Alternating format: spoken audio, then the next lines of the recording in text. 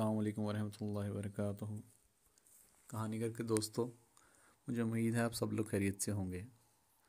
آج ایک اور نئی کہانی کے ساتھ آپ کی خدمت میں حاضر ہوا ہوں۔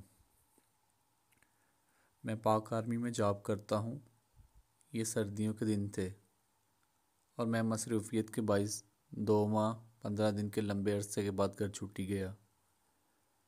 یونٹ میں ایڈم ٹیکنیکل کی وجہ سے اس دفعہ ویکینڈ نہ مل سکا۔ گھر پہنچا تو عید کا سماں تھا۔ ماں باپ بہن بھائی سب بہت خوش تھے۔ میں نے اس مہینے کی تنخواہ والدہ کے ہاتھ پہ رکھ دی۔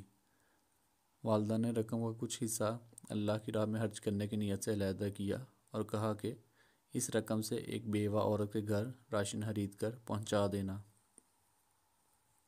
جو دور کے ایک گاؤں میں رہتی تھی۔ میں اس وقت گیا اور راشن خرید کر گھر لے آیا۔ گھر میں میرے لیے پرتکلف طعام کا انتظام کیا گیا تھا۔ بہن بھائیوں کے ساتھ مل کر لذیذ کھانوں کے مزے اڑائے اور سفر کی تھکاوٹ دور کرنے کی غرض سے رضائی میں گھس گیا۔ آنکھیں نیند سے بوجھل ہو رہی تھی کہ اچانک اس بیوہ عورت اور اس کے یتیم بچوں کا خیال آیا۔ ارادہ کیا کہ ابھی جاؤں اور سامان پہنچا آؤں۔ طبیعت میں سستی تھی، سوچا کل پہنچا دوں گا، لیکن بعد میں خیال آیا میں تو پرتکلف کھانے کا مزہ لے چکا، کہیں وہ بچے بھوکے ہی نہ ہوں۔ اسی وقت لحاف سے نکلا، ایک چادر اوڑھی، تھیلا موٹر بائیک پر رکھا اور اس کے گھر کی طرف چل پڑا۔ شدید سردی تھی، دھند بھی بہت زیادہ تھی۔ ایک دور گاؤں میں اس عورت کا گھر تھا۔ اس کا شوہر مزدوری کرتا تھا اور 4 بچے تھے۔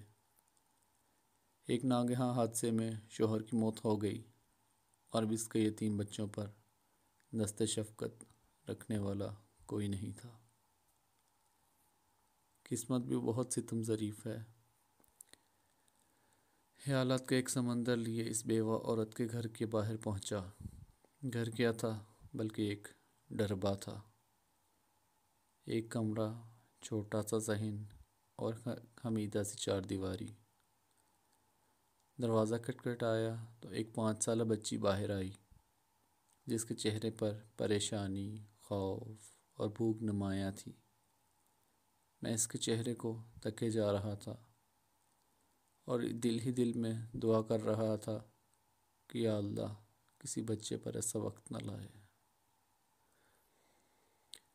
اس بچی نے ایک پرانا سا جوڑا پہنا ہوا تھا اور شدید سردی میں ایک پھٹی پرانی جرسی پہنی ہوئی تھی۔ پاؤں برہنہ تھے اور وہ بھی اس سردی میں کہ پیروں کو جما کے رکھ دے۔ میں نے کچھ کہے سنے بغیر راشن والا تھیلا زمین پر رکھا۔ تھیلے کو دیکھتے ہی وہ بولی کہ اس میں کھانے کا سامان ہے۔ یہ سننا تھا کہ میں حیران ہو گیا۔ ایک بار پھر اس نے یہی سوال دہرایا۔ میں نے مثبت انداز میں سر ہلا دیا۔ وہ بچی خوشی کے مارے چیختی چلاتی ماں کی طرف بھاگی اور یہ کہے جا رہی تھی، امی امی، امی فرشتہ آ گیا، امی فرشتہ آ گیا، امی فرشتہ آ گیا۔ اور پھر 2 اور چھوٹے چھوٹے بچے خوشی کے مارے دروازے پر دوڑے چلے آئے، کبھی مجھے دیکھتے، کبھی اس تھیلے کو، اور خوشی سے لوٹ پوٹ ہوئے جا رہے تھے۔ میری آنکھوں سے آنسو رواں ہونے لگے، ہونٹ کپ کپانے لگے اور جسم میں ایک سرد لہر سی دوڑ گئی۔ یا اللہ، یہ کیا ماجرا ہے؟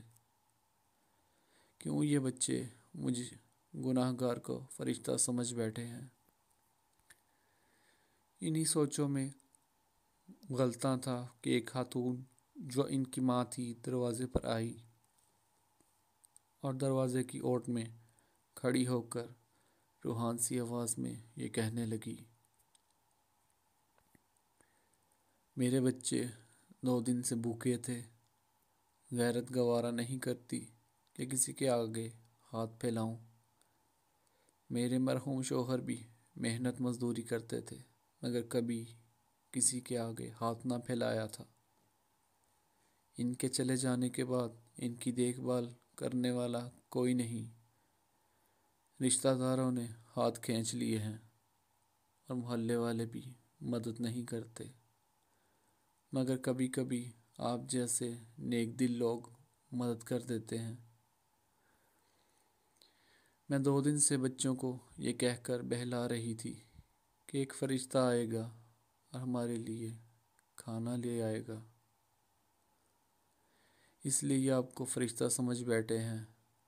اس عورت نے اللہ کے حضور شکرانے کے چند کلمات ادا کیے، مجھے ڈھیر ساری دعائیں دیں اور شکریہ ادا کیا۔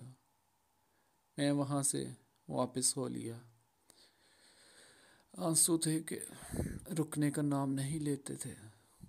زندگی میں کبھی خود کو اتنا پرسکون محسوس نہیں کیا جتنا آج کر رہا تھا، اور اندازہ لگایا کہ ایک بے بس انسان کی مدد کرنے سے جو روحانی سکون ملتا ہے وہ کسی اور کام میں نہیں ملتا۔ ہمارے ارد گرد ایسے بہت سے غربا ہوتے ہیں جو مستحق ہونے کے باوجود کسی کے آگے ہاتھ نہیں پھیلاتے، مگر مدد کرنے والے ہاتھوں کے منتظر ضرور رہتے ہیں۔ 2 وقت کی روٹی ہی ان کا کل جہاں ہوتی ہے۔ ایسے لوگوں کی مدد کرنی چاہیے، چاہے وہ ایک وقت کا کھانا ہی کیوں نہ ہو۔ میں گھر واپس لوٹا تو ماں نے پوچھا، بیٹا اتنی رات کے کہاں چلے گئے تھے، وہ بھی بنا بتائے؟ اور میں بے ساختہ بولا، ماں فرشتہ بننے گیا تھا۔ تو دوستو، یہ تھی آج کی کہانی، اور اس کہانی سے ہمیں یہ سیکھنے کو ملتا ہے کہ ہم لوگ تو کتنی اچھی زندگی بسر کر رہے ہیں، کہ ہمارے رب کی بہت سی نعمتیں ہم پر ہر وقت نچھاور ہیں، لیکن دوسری طرف وہ مجبور لوگ بھی ہیں جن کو صرف روٹی کا اور کھانے کا ہی فکر رہتا ہے کہ کاش کوئی ان کے بچوں کو ایک ٹائم کا کھانا ہی کھلا دے۔ تو میرے دوستو، اپنے ارد گرد دیکھیے، اپنے عزیزوں میں دیکھیے، اپنے بہن بھائیوں میں دیکھیے کہ کیا کوئی ایسا سفید پوش تو نہیں جسے آپ کی ضرورت ہو۔ جیسے کل قیامت کے دن ہم سب کو کسی نیکی کی ضرورت ہوگی، تو کیا پتہ کسی بیوہ کے آنسو یا کسی یتیم کی مسکراہٹ کل کو آپ کے نامہ اعمال میں رکھی جائے اور وہ آپ کے سارے گناہ دھو دے، اور وہی آنسو جہنم کی آگ کو آپ کے لیے ٹھنڈا کر دیں۔ تو پلیز دوستو، اگر آپ کو یہ کہانی پسند آئی ہو تو آگے بھی شیئر کیجئے۔